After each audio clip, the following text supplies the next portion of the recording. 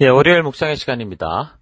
하나님은 침묵하시는 분이 아니라 크게 외치시는 분이다. 하나님은 침묵하시는 분이 아니라 크게 외치시는 분이다. 이런 제목으로 또 이번 주간 말씀 묵상 시작하겠습니다. 자, 우리는 지난 주간에 아브라함과 사레가 하나님께서 주시겠다고 했던 그 후손을 얻기 위해 나름대로 이제 굉장히 노력을 하다가 안 되니까 하나님의 뜻을 이제 자기들의 어떤 힘으로 이루려고 이제 아브라함의 씨를 이어갈 후손을 얻기 위해서 아브라함의 아내 사레가 자신의 여종 하갈을 아브라함에게 주어서 결국 이스마엘이라고 하는 그 아들을 얻게 되는 그 내용을 살펴보았죠. 하지만 그것은 하나님께서 하시고자 했던 그런 하나님의 방법이 아니었기 때문에 오히려 이제 나중에 보면 그렇게 만든 결과가 아주 심각한 문제가 계속 이어지는 것을 우리가 보았습니다. 우리가 믿음으로 살아간다라고 할 때 하나님의 방법이 아닌 이 사람의 열심과 열정, 지극정성으로 하나님을 위하는 일들은 대부분 이제 잘못되는 경우가 많습니다. 그래서 이제 우리가 열심보다 더 중요한 것은 바른 방향을 아는 거고, 우리가 만약에 바른 방향을 찾았다면 하나님이 주시는 그 말씀의 가치관에 따라 살아가는 바른 방법을 취하는 것도 중요한 거다 그랬죠. 그러니까 목적이 좋다고 과정이야 어떻든 상관없다. 뭐로 가도 서울만 가면 된다. 이런 건 아주 위험한 생각이라는 겁니다. 그래서 이제 바른 목적도 중요하고 또한 바른 방법도 중요하다라는 걸 우리가 생각했죠. 자, 그래서 이런 역사적 상황들을 볼 때 분명한 거는 인간이 고의적이든 실수로 행했든 이미 엎질러진 그런 물들은 어쩔 수 없이 그냥 살아가면서 그대로 다 감당하며 그거와 함께 살아가야 되는 게 그게 이제 하나님이 창조하신 이 세상이 살아가는 법칙이다라는 겁니다. 우리가 생각할 때는 뭔가 우리의 허물이 되는 실수가 있다면 그 과거까지 아주 깨끗하게 그걸 지워버릴 수 있으면 좋겠다라고 생각을 하지만 우리가 살아가는 삶의 현실을 보면 사람이 어떤 선택은 마음대로 할 수 있어도 그 이후에, 그 선택 이후에 벌어지는 그런 일들에 대해서는 사람의 힘으로 감당할 수 없고 되돌릴 수 없다라는 건 우리가 확실히 알 수 있죠. 그래서 우리는 어떤 행동이나 말을 하기 전에 몇 번이고 이것이 옳고 바른지 좀 분별하고 최대한 고민을 하는 시간을 가져야 됩니다. 뭔가를 결정을 내리기 전에는 많이 고민하고 많이 여러 방면으로 이것이 옳은가를 찾아봐야 되고, 그리고 한번 결정이 되고 난 다음엔 어떻게 합니까? 최선을 다해 이제 살아야 되는 게 우리의 그냥 인간으로서의 삶이죠. 그러니까 결정되기 전까지는 최대한의 노력과 숙고를 하지만 그러나 한번 결정돼서 행하고 난 후에는 이제 그것을 바르게 책임지는 자세로 살아가야 되는 게 인간의 도리입니다. 그러니까 고민과 심사숙고는 결정 전에 해야지, 결정이 되고 뭔가를 행해버리고 나면 더 이상 고민과 심사숙고가 아니라 이제 바르게 책임지고 감당하며 살아가는 것. 그게 인간의 삶이라는 겁니다. 그러나 아브라함의 이런 예를 통해 볼 때 감사한 건 뭡니까? 하나님을 믿지만 하나님의 광대하심과 그 뜻하시는 그 하나님의 그 온전한 계획, 하나님의 뜻을 알지 못했던 아브라함과 사레가 결국 저들 스스로 해결하지도 못할 그런 일들을 만들어도 하나님은 이런 기회를 통해서 아브라함과 사레를 책망하고 이렇게 지옥으로 보내, 그런 게 아니고 바르게 교육의 기회를 삼는다라는 겁니다. 저들이 만든 이 복잡해져 버린 이제 역사잖아요. 이미 쏟아져 버린 물인데 그런 안에서도 믿음을 잃지 않고 그런 와중에도 바르게 믿음으로 나아갈 바를 알게 해주시고 인도해 주신다라는 것. 이게 참 감사한 일입니다.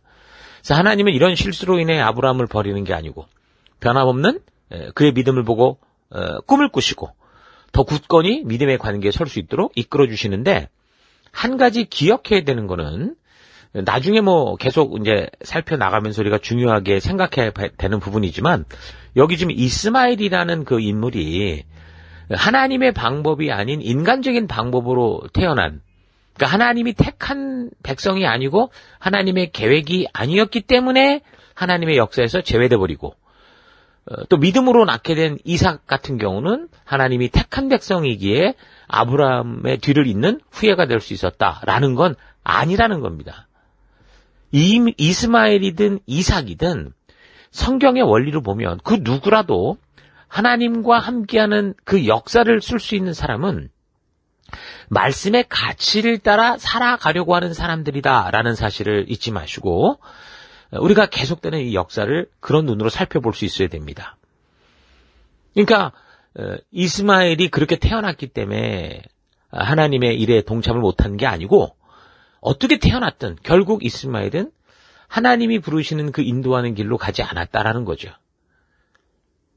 이삭은 그렇게 태어났다고 하더라도 그가 만약에 하나님이 이끄시고 인도하시고 함께 가고자 하는 길로 이삭이 가지 않았다면 이삭 또한 아브라함의 뒤를 잇는 그런 후손이 될 수 없었을 겁니다.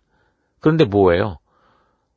어쨌든 이스마엘은 그 믿음의 길보다는 세상의 길로 간 것이고 이삭은 어찌됐든 그 믿음의 길로 갔기 때문에 아버지가 아브라함이어서가 아니라 그가 하나님이 이끄시고 인도하시는 아버지를 통해 배웠든 어떻게 배웠든 그 믿음의 길을 가고자 했기에 하나님과 그 역사를 함께 이루어갈 수 있었다라는 거, 이런 원리를 잘 우리가 기억하며 살펴가야 됩니다. 자, 어찌됐든 이제 계속되는 내용을 살펴보면 아브라함과 사레가 인간적인 열심과 인간적인 방법으로 이스마엘이라는 자녀를 낳은 후에 이제 보면은 한 13년 정도 동안 하나님이 아브라함에게 나타나지 않으신 걸 알 수 있습니다. 그 이스마엘을 그런 식으로 낳고 하나님이 13년 동안 아브라함과 대화한 그런 흔적이 없어요. 그 하나님께서 아브라함을 찾아 만나 주셨던 그런 기록들을 우리가 지금 보면 창세기 12장 그 하란에서 75세 때 하나님이 아브라함을 부르실 때 나타나셨죠. 그리고 약 5년 뒤 가나안에 살다가 흉년을 만나서 이집트에 갔다가 다시 왔을 때, 그리고 이제 80세경 이야기가 이제 나오는 그건데, 그게 이제 바로 창세기 13장에서 그 베델과 아이, 그 두 땅 사이에서 이제 롯과 재산이 많아서 헤어지게 될 때, 헤어진 후에, 그리고 이제 또 약 5년 뒤에 이제 창세기 15장에서 아브라함이 그 헤브론에 살고 있을 때, 그 롯이 이제 잡혀갔는데 그 구출하는 사건이 벌어졌었죠. 그러고 나서 그가 두려워할 때 하나님이 나타나셨던 것을 우리가 살폈습니다. 그때가 한 85세경이었죠. 그러니까 메소포타미아 연합군을 단번에 무찌르고 조카와 소돔 사람들을 데리고 오고 나서 주변의 족속들이 이제 아브라함을 두려워하기도 하지만 아브라함도 모든 족속들의 어떤 타겟이 될 수 있었던 그런 상황으로 인해 두려워할 때 하나님이 두려워하지 말라라고 하시며 횃불 언약을 맺어주시는 그런 모습까지 우리가 살폈습니다. 그리고 이제 여기 17장인데 여기에서 이제 아브라함의 나이가 이제 99세가 되는 거거든요. 그러면 이제 15장에서 하나님께서 아브라함과 횃불 언약을 맺은 그 시기, 한 85세로부터 따지면 뭐 14년, 15년이 흐른 시간이 되겠죠. 그러니까 이렇게 보면 보통 5년 간격으로 하나님께서 아브라함에게 나타나서 그와 소통하셨던 것을 볼 수 있는데 17장에서 나타나실 때는 16장의 그 이스마엘 출생 사건 그 후로 따진다면 아브라함이 99세 되니까 13년 만에 다시 나타난 거죠. 그러니까 횃불 언약 이후 한 1, 2년 뒤에 이 이스마엘이 그렇게 태어나게 됐고 그러고 나서 이제 하나님이 나타나신 거니까 13년 정도 된 겁니다.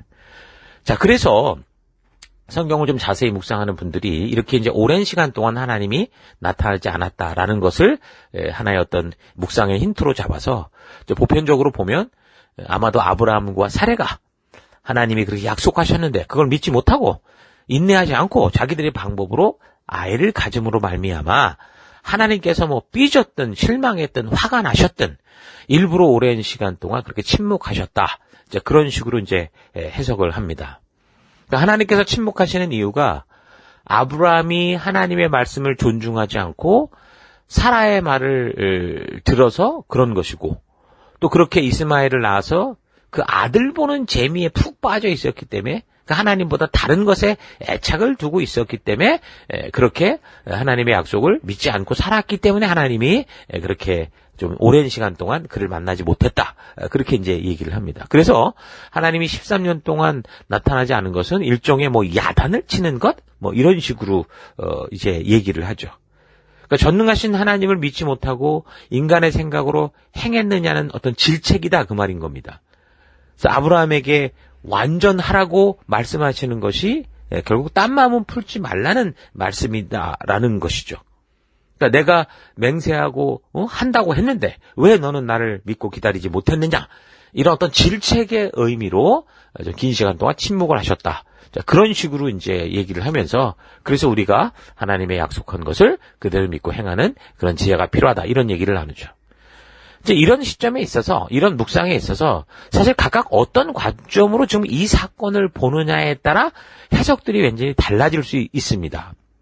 근데 우리가 지금 가능하면 그 성경을 살펴가면서 역사적 배경을 가지고 우리가 계속 살펴가는 이유는 가능하면 가장 타당성 있는 묵상의 어떤 포인트를 잡으려고 하는 거죠. 그러니까 우리가 지금까지 살펴온 역사적 상황으로 볼 때 하나님은 아브라함의 이제 그런 행동으로 인해서 화를 내거나 뭐 실망을 하시거나 그렇게 한 적이 없는 것을 우리가 분명히 살펴오고 있었습니다. 또한 아브라함이 나름대로 하나님의 뜻이라고 생각해서 하는 어떤 행동에 대해서는 다른 토를 달지 않고 오히려 그러다가 위기에 빠지면 구원의 손길을 내밀어서 아브라함 스스로 해결할 수 없는 함정에서, 그런 문제 속에서 그를 구원해내시는 그런 하나님인 것을 우리가 살펴왔죠. 이집트에 갔을 때 아내를 누이라고 했던 그런 상황 속에서 우리가 그것은 어떤 다른 이유가 아니라 자기 부족과 사람들을 책임지기 위한 그런 방법이었었다고 했었잖아요. 그래서 하나님이 그것에 대해서 다른 얘기를 안 하시고 오히려 그런 위기에 있는 아브라함을 곤경에 빠뜨렸던 이집트의 바로 왕을 하나님이 책망하셨던 그런 것들을 우리가 얘기하지 않았습니까?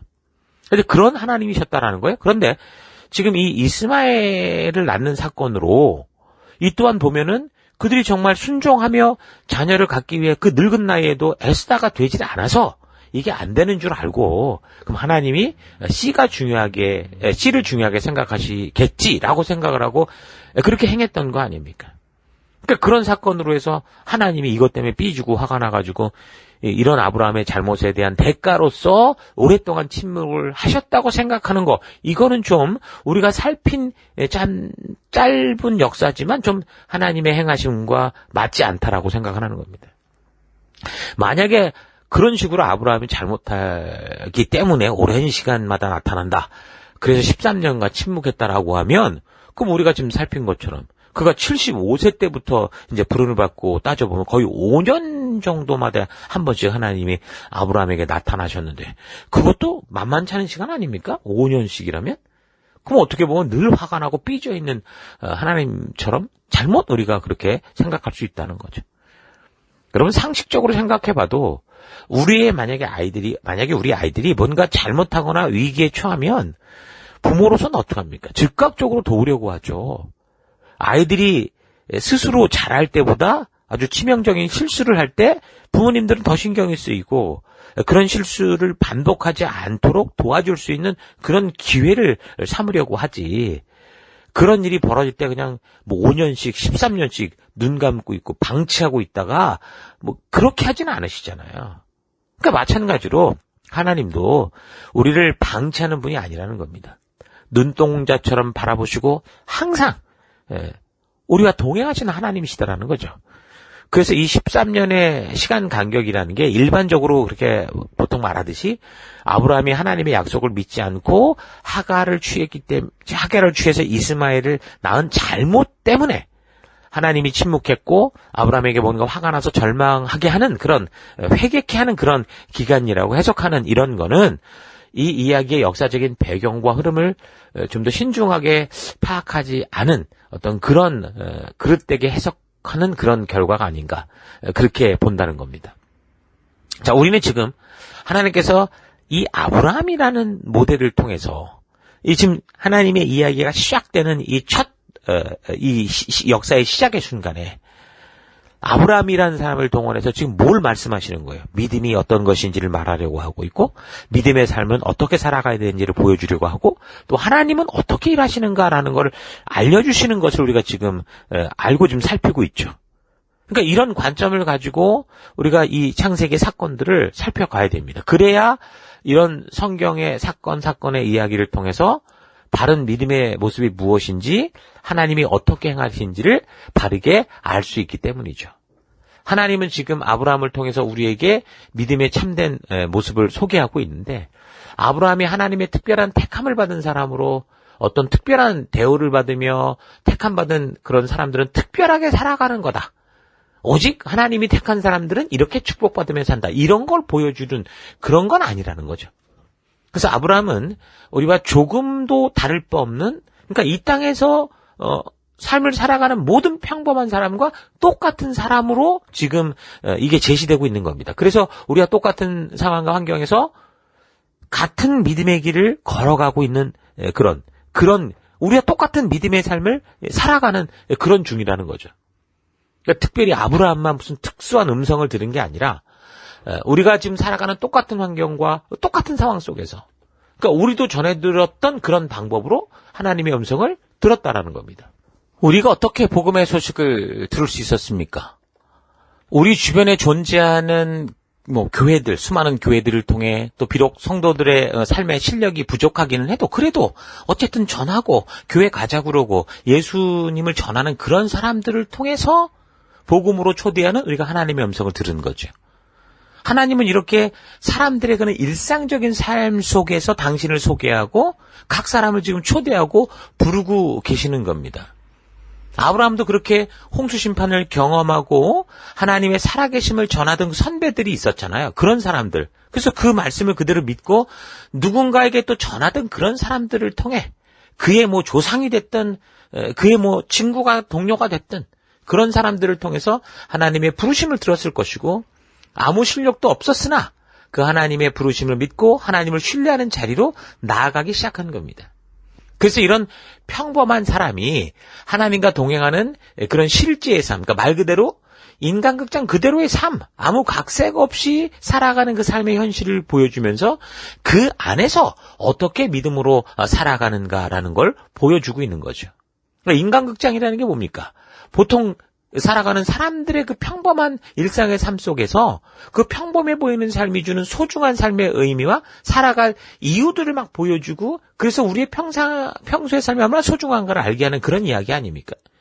그래서 평범한 그런 삶이 오히려 특별한 이야기가 되는 거잖아요. 그러니까 복음이라는 게 우리에게 다가올 땐 너무나 평범해요. 그러니까 어떤 건축자의 버린 모퉁이 돌 같은데, 근데 그것이 우리에게 믿음이 될 때는 정말 모든 우리 삶의 기본이 되고 반석이 되는 그런 기초가 되는 것처럼, 아무것도 아닌 얘기가 우리에게 생명의 이야기가 되는 것처럼 그렇게 믿음으로 우리를 초대해 주시는 거죠. 그러니까 하나님은 지금 그런 우리와 똑같은 삶을 살아가고 있는 그런 모델을, 그 아브라함을 그래서 그 삶을 그대로 보여주셔서 우리에게 믿음이 무엇인지를 알려주시고 믿음으로 살아가는 길이 무엇인지도 알려주시고, 그래도 그렇게 일하시는 하나님, 보이진 않으나 살아계신 하나님이 어떤 분이시고 어떻게 일하시는지도 지금 분명하게 보여주고 계신 겁니다. 그래서 우리는 우리와 똑같은 사람인 이 아브라함의 삶을 통해서, 이걸 살펴봄을 통해서 우리가 보냄을 받아 지금 살아가고 있는 각자의 삶의 현장 속에서 우리도 닮을 수 있는 진정한 믿음이 무엇이고 이 시대에 어떻게 아브라함처럼 살아갈 것이며, 그래서 하나님은 그런 우리와 어떻게 동행하시는가라는 것을 알아갈 수 있는 거죠. 우리는 실수하고 실패가 많은 사람들입니다. 아브라함도 그의 삶에서 많은 실패와 실수를 거듭하며 그렇게 살아가고 있는 걸 우리가 지금 보고 있죠. 그래서 그냥 이 세상의 문화가 그렇게 하듯이 나름대로 자녀를 가져보려고, 그러니까 아브라함이 별의별 일을 다 한 겁니다. 근데 그게 안 되니까 이 아내 사레가 미안한 마음이 들었겠죠. 아들을 낳아줘야 되는데 그게 안 되니까. 그러니까 이제 아브라함에게 자기의 몸종을 주어서라도 후손을 잇는 그런 일을 하려고 했던 겁니다.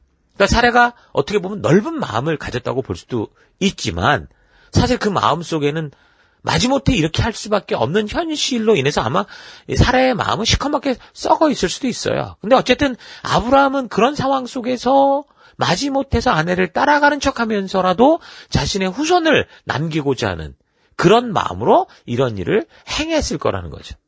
그러니까 하나님은 이런 아브라함의 삶과 이 마음을 다 알고 계셨다는 겁니다. 여기에는 책망할 일이 아니라 제가 볼 땐 오히려 위로할 일들이 더 많았다고 보는 거죠. 근데 하나님은 그가 이집트로 갔을 때 아무 말 없이 그 도울 것을 하나님이 도우셨잖아요. 그러니까 뭐 따르게 간구하지 않았는데도 하나님은 그 이집트의 바로 왕을 책망하시고 이 모든 사실을 알게 하셔서 그를 오히려 안전하게 돌아오게 하셨잖아요. 그렇게 한 것처럼 하갈이 임신을 하고 이게 사단이 벌어졌단 말입니다. 사단이 났단 말이에요. 뭐냐면 자기의 늙어서 이제 아이를 가지지 못하는 이 신세의 그 여주인 사레, 아브라함의 아내 사레를 모독하는 그런 행동을 하잖아요.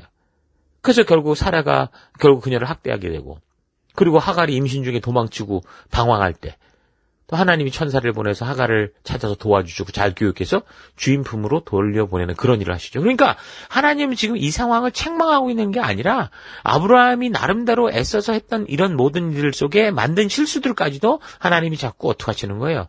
바르게 세워가시려고 하는 겁니다. 그러니까 그런 하나님이 13년 동안이나 뭐 이런 잘못 때문에 나타나지 않고 숨어 계시는 그런 일을 하시는 분은 아니시라는 거죠. 자, 이런 사실을 여러분 오늘 묵상을 통해 잊지 마시고요. 여러분들도 여러분의 삶 속에서 하나님의 인도하심이 필요할 때 하나님의 뜻이 담긴 이 성경을, 이 역사들을 바르고 온전하게 좀 묵상하고 알아서 어떻게 우리에게 주어진 지금 이 현실들 속에서 말씀 따라 살아갈 수 있을까 고민하면서 우리 하나님께서 우리를 성실히 도우시는 그런 하나님의 성실한 도우심을 따라 우리가 살아가는 여러분과 제가 됐으면 좋겠습니다. 자, 오늘 하루 나는 진정으로 하나님을 믿는 믿음 가운데 뭐 이 눈에 아무 증거 아니 보여도 하나님이 주신 말씀의 가치를 따라 살아가고 있는지, 아니면 하나님을 나도 모르게 오해해서 내가 원하는 대로 움직이는 하나님을 만들어 왜곡된 모습으로 착각하고 있지는 않은지 좀 잘 되돌아봤으면 좋겠습니다. 하나님의 침묵이란 하나님께서 욥에게도 그렇게 하셨던 것처럼 우리를 향해 화가 나 있거나 뭐 불만이 있어서 그런 게 아니라 자녀된 우리가 그런 어려움 속에서도 하나님을 의심하지 않고 믿음으로 그 말씀의 가치를 따라 그렇게 살아가기를 응원하시는 그런 분이다라는 사실을 우리가 잊지 말기를 바랍니다. 그래서 하나님의 침묵이라는 말 자체가 말이 되지 않는 거죠. 하나님의 그 광대한 그 음성과 그 계획과 능력을 우리가 우리의 느낌과 우리의 능력과 실력으로 보지 못하니까 침묵하시는 것처럼 우리에겐 보이는 겁니다. 하나님의 그 광대한 역사는 계속 이루어지고 있는데 우리가 보지 못하니까 하나님이 말씀하지 않는 것처럼 우리가 느끼고 있다는 거죠. 지금 우리가 우리 눈으로 보는 이 가시광선의 범위가 얼마나 작은지 우리가 알죠. 우리가 보지 못하는 그런 빛이 있다는 걸 알죠. 그러니까 우리가 들을 수 없는 이 청력의 한계가 있다라는 거 여러분 아시죠? 그러니까 그렇게 우리가 보지 못하고 듣지 못한다고 해서 빛과 뭐 소리가 없는 게 아니라는 그런 엄연한 사실과 같이 하나님의 그 광대하심과 전능하심에 대해서 우리가 지금 느끼지 못하고 지금 깨닫지 못한다고 해서 그 하나님을 내가 원하는 어떤 형상, 금수의 형상으로 우상의 모습으로 왜곡된 하나님의 형상으로 그렇게 만들어서는 안 된다라는 거죠. 하나님은 우리를 향해 항상 생명의 길을 안내하시고 알게 하시기 위해 우리에게 소리치고 외치시는 분이지 침묵하는 분이 아니십니다. 우리에게는 그래서 믿음이 필요합니다. 그 믿음은 실력과 능력으로 되는 게 아니라 결국 하나님의 말씀을 바르게 아는, 그리고 그 바르게 안 말씀대로 우리가 선택하는 우리의 순종이 필요한 겁니다. 그래서 하나님이 나를 믿어주시기로 하신 것처럼 나 또한 나를 창조하신 분이 하나님이시고 나를 이끄시는 분이 그 하나님이시다라는 것을 믿기로 하는 거죠. 그리고 그 하나님은 분명히 살아계시고 우리의 모든 이 삶 속에 함께 동행하신다라는 사실을 믿음으로 우리가 한 걸음 한 걸음 나아가는 겁니다. 그래서 이 신뢰를 향한 무언의 약속이 깨지면 서로 신뢰에 대한 확인을 요구하게 되잖아요. 그렇게 되면 결국 믿음이 아닌 이건 뭐 종교 비즈니스처럼 되고 마는 겁니다. 내가 이만큼 줄 테니까 이만큼 줘보세요. 이상하게 된다는 거죠. 자, 그래서 나는 하나님과 믿음의 관계에 정말 다르게 있는지 아니면 하나님과 지금 종교적인 어떤 비즈니스 관계 속에 있는지 좀 잘 살펴보고 하나님이 우리를 부르신 그 사랑의 부르심에 좀 귀하게 정말 믿음으로 이렇게 응답하고 우리 하나님과 정말 말씀의 길을 따라 동행하는 그런 믿음의 길을 걷는 여러분들 될 수 있기를 주 이름으로 축원합니다. 오늘 절망 속에 있고 해결할 수 없는 함정 속에 빠진 것 같습니까? 하나님이 그곳에 함께 계시고 그곳에서 여러분들이 말씀의 가치를 따라 살아갈 때 하나님이 침묵하시는 분이 아니라 하나님 우리를 강하게 부르시고 계신, 크게 부르고 계신 그 하나님을 만나게 될 겁니다. 그런 하나님을 기대하시며 승리하는 여러분 되기를 바랍니다. 오늘 하루도 힘내십시다. 잠시 기도하겠습니다. 하나님께서는 진실한 관계로 우리를 부르셨는데 나는 내가 원하고 바라는 것을 추구하며 하나님을 종교적 비즈니스 관계의 대상으로 삼아서 그렇게 교회 안에서 종교 비즈니스를 행하며 살아왔던 것을 회개합니다. 하나님은 우리의 실수나 실패로 인해 심판하고 멸망시키는 분이 아니라 우리의 연약함을 도우시고 감당할 수 없는 이 삶의 짐을 대신 짊어지시는 분이시다라는 거 잊지 않고 어떤 상황과 환경 속에서도 오직 우리 주를 믿는 믿음 가운데 걸어가는 내가 되기 원합니다. 하나님은 우리의 위기 속에서 침묵하는 분이 아니라 항상 우리의 삶이 온전한 길을 가도록 크게 외치고 우리가 위험에 빠질 때, 함정에 빠질 때 더더욱 심혈을 기울여서 우리를 인도하시는 분이다라는 거 잊지 않고 그 하나님의 외침이 들리는 하나님의 분명한 변치 않는 그 약속이 있는 이 성경을 우리가 성실하고 매일 살펴보면서 듣고 읽고 묵상하며 하나님의 마음과 진심을 알아 진정한 믿음의 길을 걷는 우리가 되길 원합니다. 그 길로 인도하시고 이끄신 하나님 감사드리고 예수님 이름으로 기도했습니다. 아멘.